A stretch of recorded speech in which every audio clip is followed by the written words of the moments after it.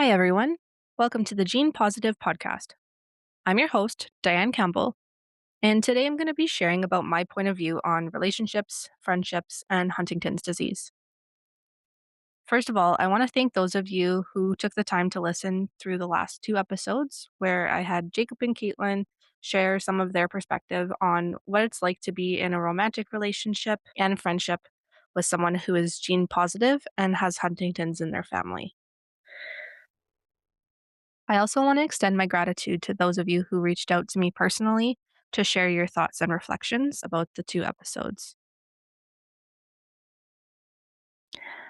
It was also great that I had a few of you follow up with some questions that you had about my perspective on some of these topics and themes.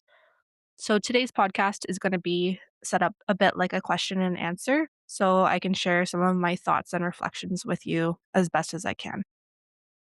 The first question is, how did being at risk shape the way I approached relationships? When I reflect on this question, I first think about how this has shifted throughout my whole life. It wasn't until I was in my late 20s before I learned that my mom was gene positive and experiencing symptoms of Huntington's disease. So, up until this point, whenever I was in different relationships, it was something that I acknowledged or maybe even brought up with people as it was something that ran in my family, but it wasn't really something that I brought up in terms of really truly wanting to find out for myself. And although I had conversations around it and I talked about how I think I would want to one day find out, for most of my 20s, I never felt like I was truly ready or truly secure enough and confident enough and capable enough of receiving that news and being able to work through whatever came from that news. I think when I entered into my current relationship, I was the best version of myself. I was the strongest version of myself. I had recently moved locations and started a new career that aligned better with me and felt just stronger about being able to go through the next steps of my journey with Huntington's. So these were thoughts in my mind going into the relationship that I'm in now. Just to add on, kind of growing up, Huntington's wasn't always something I talked about with the people that I was dating. And it really took me trusting somebody to be able to kind of open up and share a little bit about that with them. And even that was quite limited. As I got older, it was important to me that I shared with the person that I was dating about how Huntington's disease existed in my family because I wanted to be authentic and I wanted to be genuine, and I wanted the relationships I was building to be based off of honesty, and for me, that was something that was really important. I don't think that this is something that anybody gets access to, everybody has to know about, or that everyone has to share about because you definitely don't, because it's a very personal topic. But for me, I felt like if I trusted someone enough or I thought they could be receptive enough, this was something I tried to share as early on as possible so that somebody knew what they were kind of getting into. And that's kind of vague because I don't really know what I'm truly preparing anybody for, but I just thought that the knowledge was important and it was important somebody had the choice to decide if that was something that was a deal breaker or not. Reflecting on it in all my past relationships, this was never something that was a deal breaker for anybody at any point. And I think that's because Huntington's was kind of semi removed, being more to do with my mom than myself. And it wasn't until I was in the relationship I'm in now where it was truly different having that conversation because it was framed more around me existing potentially with this disease and not just my mom and my family. What were my biggest fears about dating because of Huntington's disease? I always had fears around the what ifs. And it wasn't until I was in my current relationship that I had my biggest fear because I knew that I was at risk with a 50-50% chance of inheriting the disease. And when I shared with him that I wanted to get tested for Huntington's, he was extremely supportive, agreed that it was something really important for me to know, for us to know, for us for planning for our future. So he was a big advocate and support and rock through that whole experience.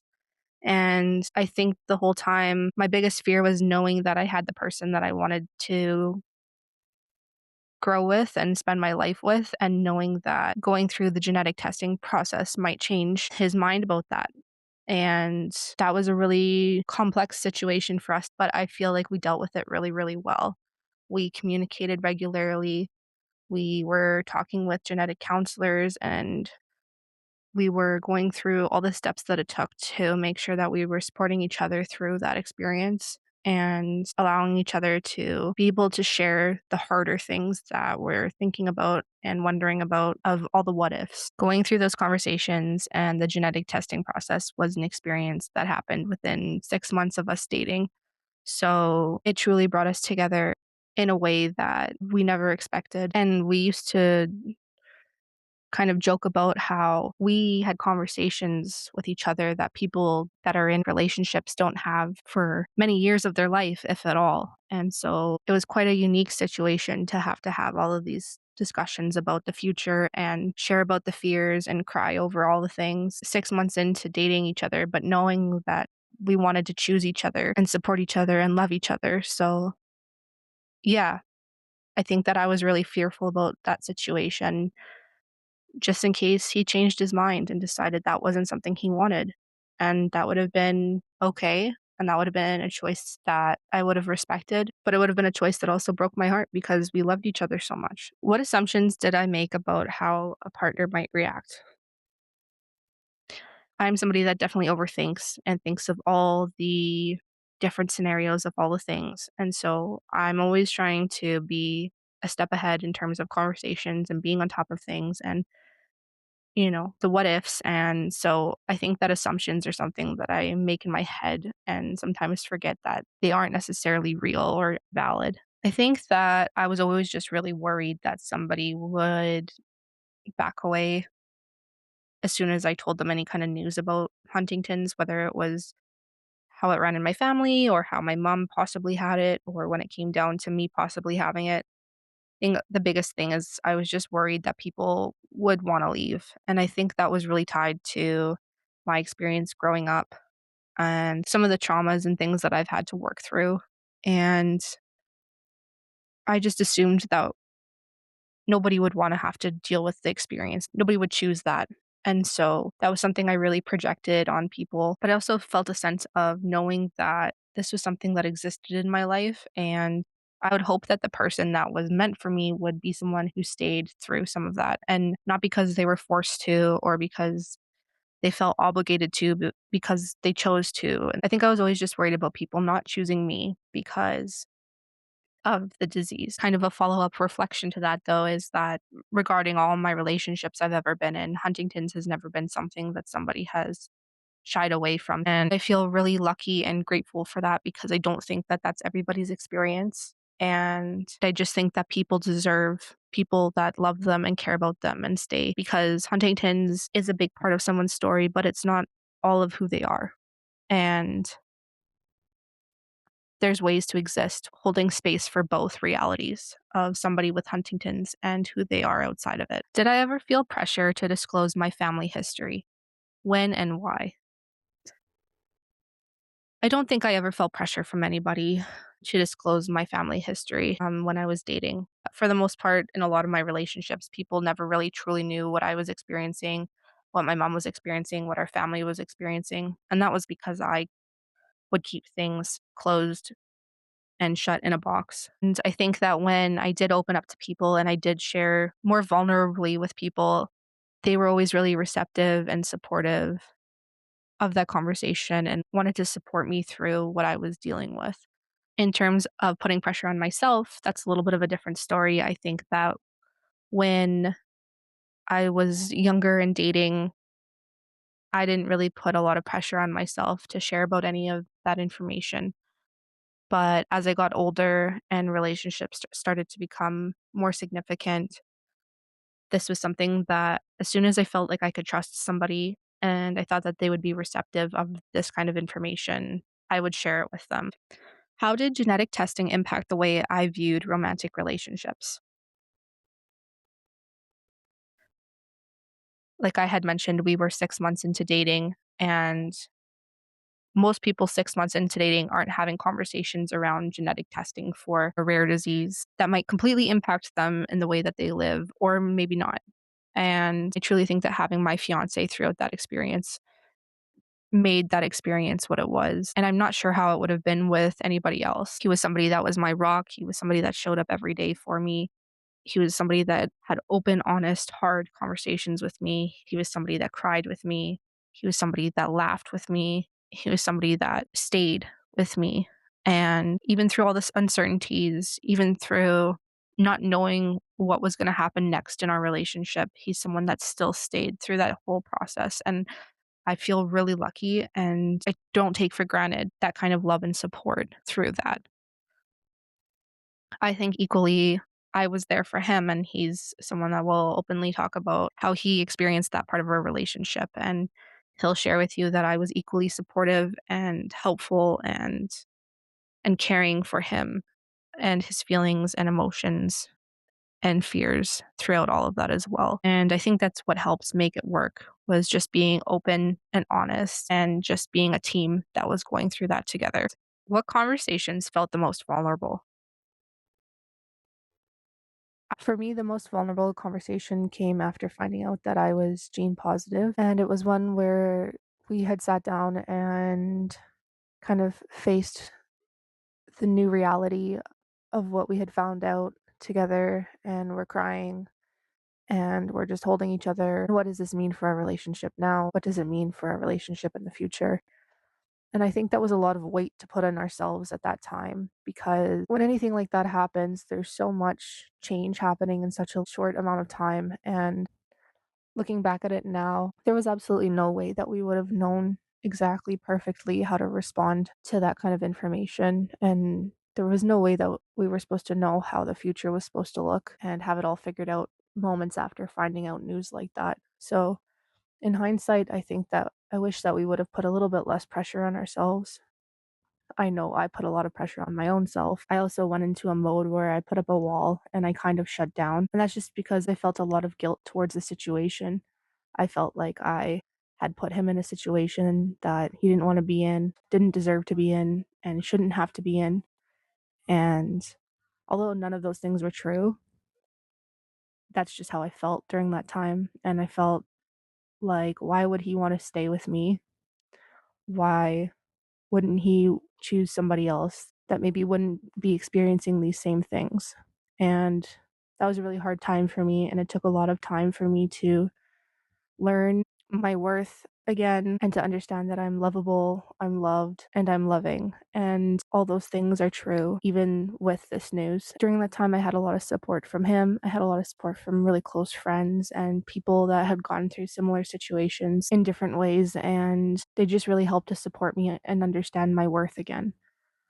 Have I ever felt guilty about my relationship and towards the person I'm with? So, kind of continuing on from the last question, yes, I've definitely felt guilty about my relationship and towards my fiance. This has kind of ebbed and flowed throughout our relationship. From when we were dating, I felt a little bit of this. And when I tested gene positive, I definitely felt this. And even now, we're engaged and planning for our future. And I still have this feeling that comes and goes of that he deserves better and he deserves to be with someone that isn't this complex, and all those other kinds of thoughts and feelings around how life would be better without me. But the biggest thing that I try to remember when those thoughts and feelings and emotions come up is that I'm worthy of love. And just because this is something that I experience and that I deal with doesn't mean that I'm any less worthy of being loved and supported and taken care of. And all of the things that I always hoped for and wanted in my life are still allowed to exist. And that includes having a healthy, positive, happy, loving relationship. And so whenever I get in my feelings about things, I often have conversations with my fiance to talk things out, and he'll remind me that he loves me and that he doesn't feel forced or obligated to be with me. He truly genuinely just wants the best for me and to love me through all of this, and he chooses to stay because he wants to. And so those kinds of conversations are helpful to ground me through some of the guilty feelings that I feel. I'm not sure that those feelings will ever go away. I think that as we go through life and we experience all the different things, I think that I will still have those feelings to a certain extent, but I know that the trust is there and I know that the love is there and I know that it's very genuine and real. And I also try to remind myself that I have a lot to offer too as a partner in a relationship. And I try to remind myself that Huntington's is just a part of me and it doesn't define all of me.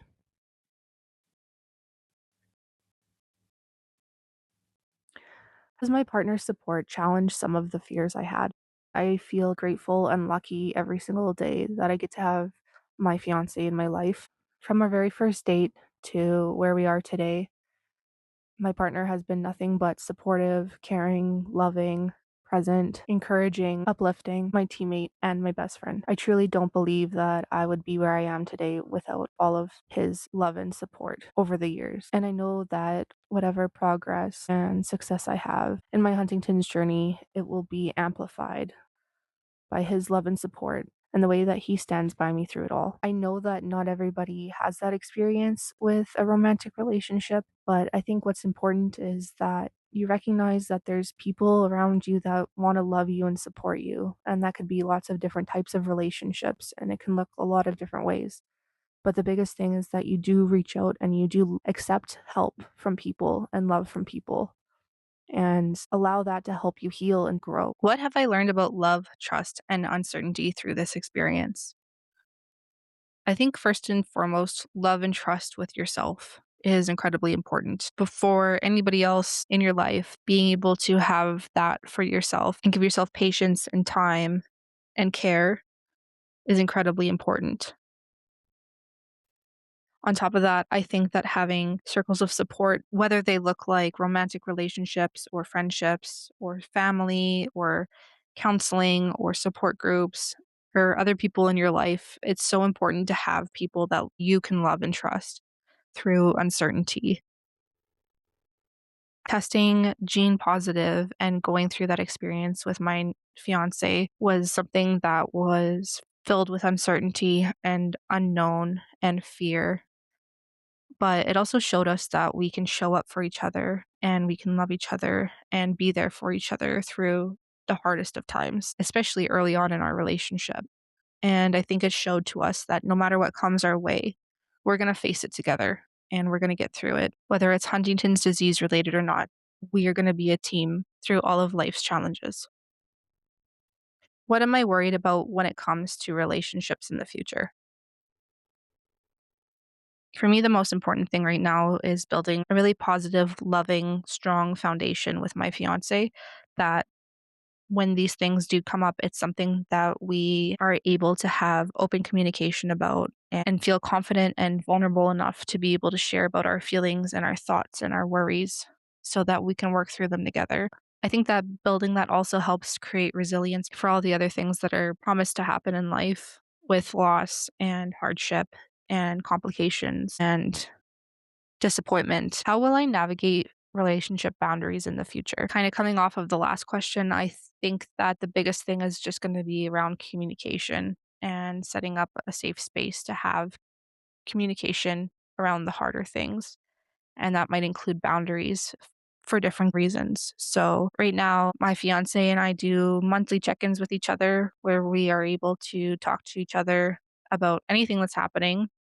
Sometimes it's Huntington's related, sometimes it's other things in our relationship that we're working on and talking through. And I think the biggest thing is just going to be respecting each other's boundaries, whatever those look like as they ebb and flow throughout our life. And that's something that I know we both want to do for each other because we love and we care about each other. It doesn't mean that sometimes these won't be hard or complex to work through, but I know that it's something that we prioritize with each other and want to make sure that we follow through with. So now we're going to transition more into the friendships conversation.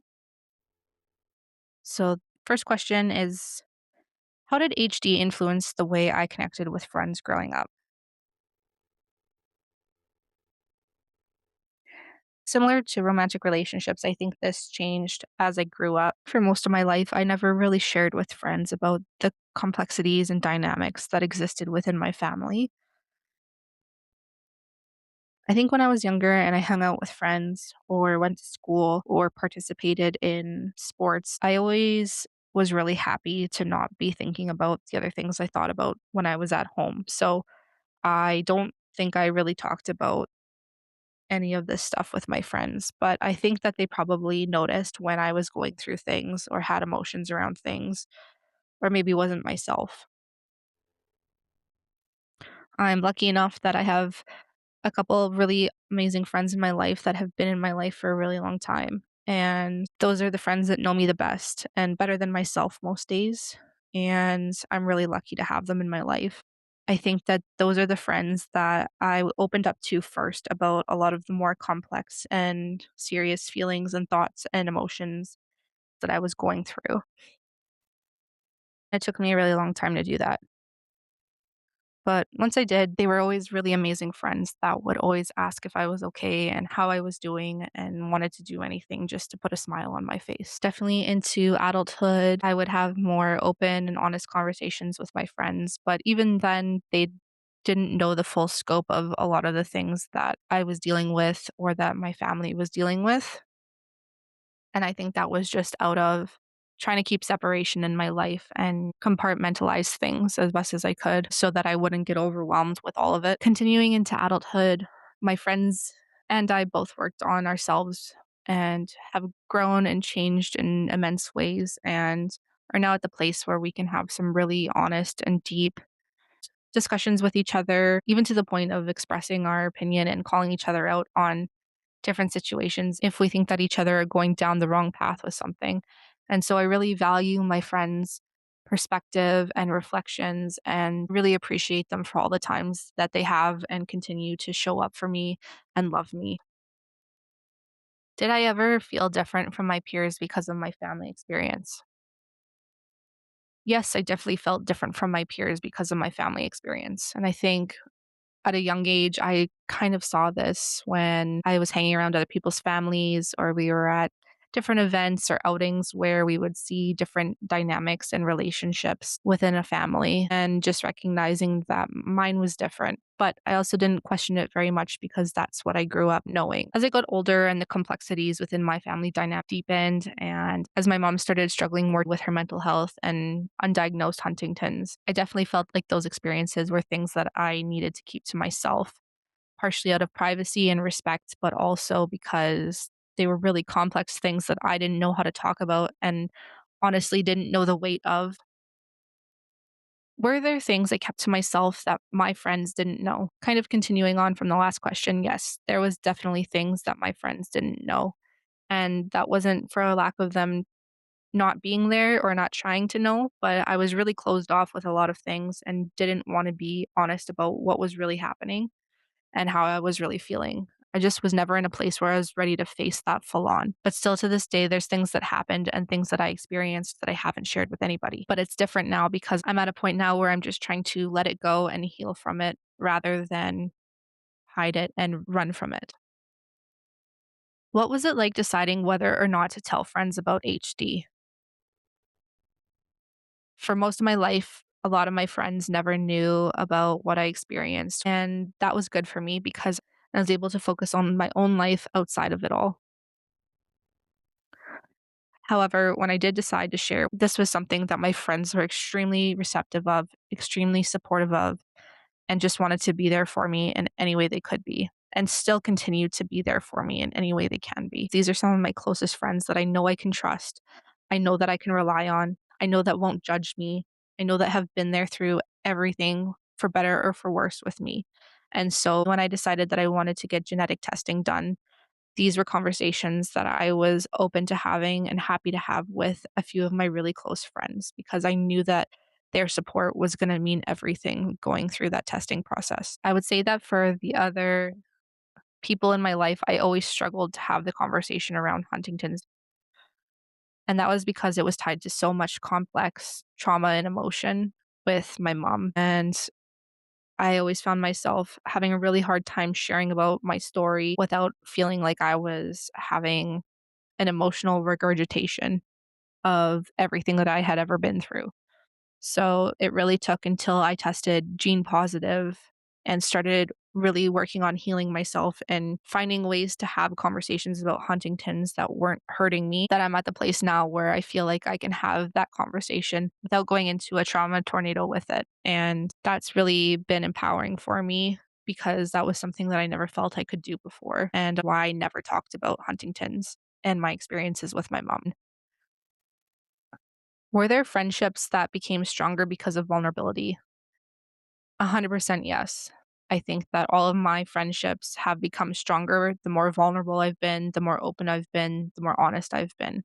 Anytime in my life, even outside of Huntington's, that I've closed off or shut down or stopped sharing how I truly felt about things were times when my friendships got more complex and my friends noticed that I was different or changing or off or not myself.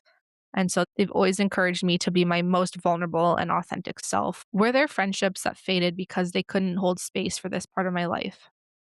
I am incredibly lucky to be able to share this, but I've never had a friendship that faded because somebody couldn't hold space for this part of my life in regards to Huntington's. I know that's not the case for everyone, and I know that Huntington's can bring up a lot of complex situations and emotions and adversity. But I would hope for those that are experiencing Huntington's in their life in some way would remember that they deserve people who love them and stand beside them through anything. What kind of support did I wish my friends understood I needed?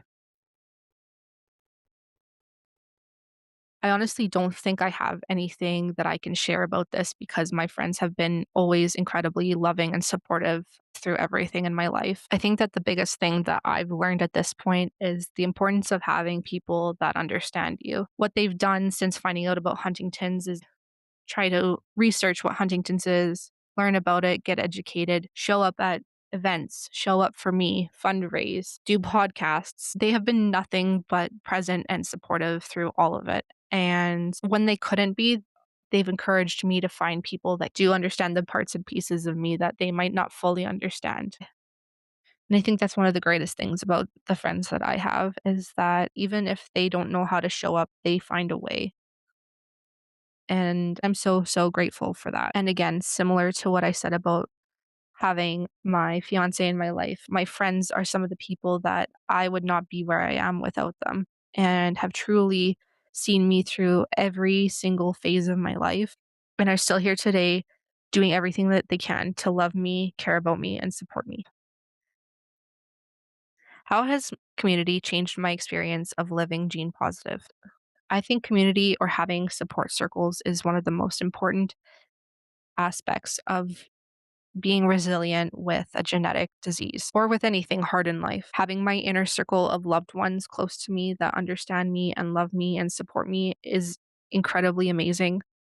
Having other support circles of therapists or counselors or support groups has been immensely impactful in getting me through. And I think being connected to a medical team with a neurologist and people that are doing incredible work in clinical trials and research in finding a cure or supportive treatments just gives me a lot of hope. What have friendships taught me about resilience and connection? I'm extremely lucky to say that all of my friendships are incredibly resilient and they've taught me that connection and love and support and care will always exist through all of life's ebbs and flows.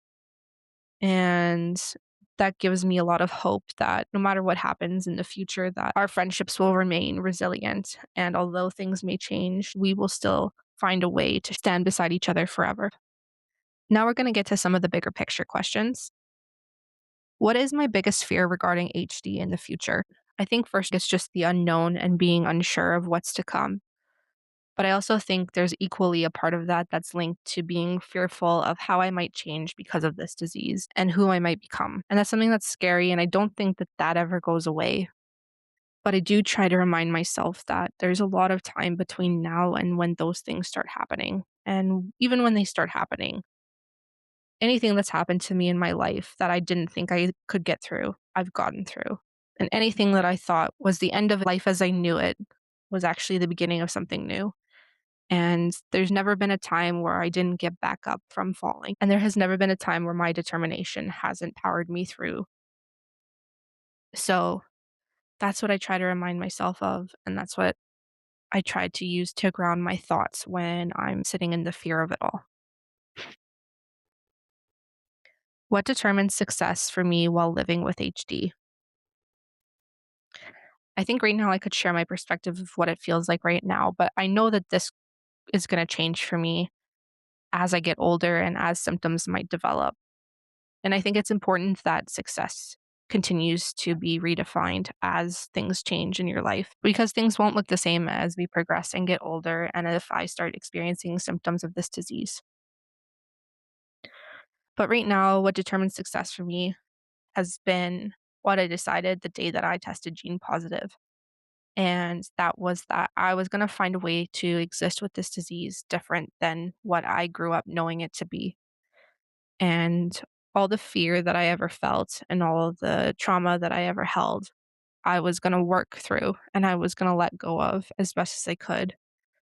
And my goal was to get to a place where I could have conversations about HD without having a big lump in my throat and a heavy chest and tears in my eyes. And I had no idea what that looked like, and I had no idea how I was gonna get there, but that was the biggest thing is I knew I didn't wanna exist the way I had up until that point. I wanted things to change. I wanted to create change, and I was ready to transform myself into somebody that could hold space for this disease alongside the rest of myself. So for me, just being over 2 years post my gene positive diagnosis, I've come a really long way in my healing journey, in my growth journey, and in my acceptance journey. And that has led me to be able to lean into purpose and advocacy and hope. And as I continue with my journey, I hope to keep positively redefining what it means to live with Huntington's disease. And for me, that will be the greatest success, not arriving somewhere, but continuing to learn and grow and thrive throughout my whole life. What inspires me to advocate for Huntington's disease? For all of my life, I was never interested in accepting Huntington's disease into my life, nor did I want to be an advocate of any sort.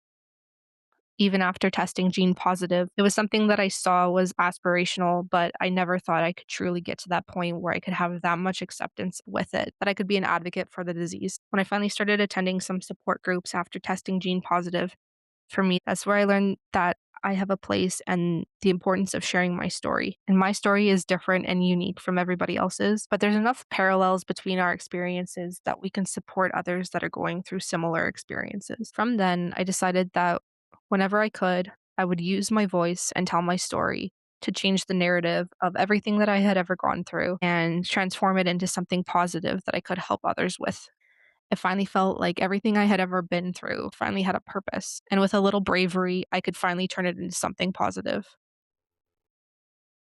This community continues to inspire me immensely. I see how incredibly resilient everybody is, and I'm so inspired and empowered to continue with my own journey with Huntington's disease. What is my greatest hope for Huntington's disease in the future? I think ultimately my greatest hope would be that there is a cure. And I truly believe that is something that can happen within this lifetime. In addition to that, my greatest hope is that there is treatments available that severely reduce the impacts and complexities of the disease. In addition to that, my greatest hope is that people will share their stories because that's what creates purpose and belonging. That's all for this episode of the Gene Positive podcast. Thank you for listening. Thank you for being here. And thank you for taking the time to be gene positive with me.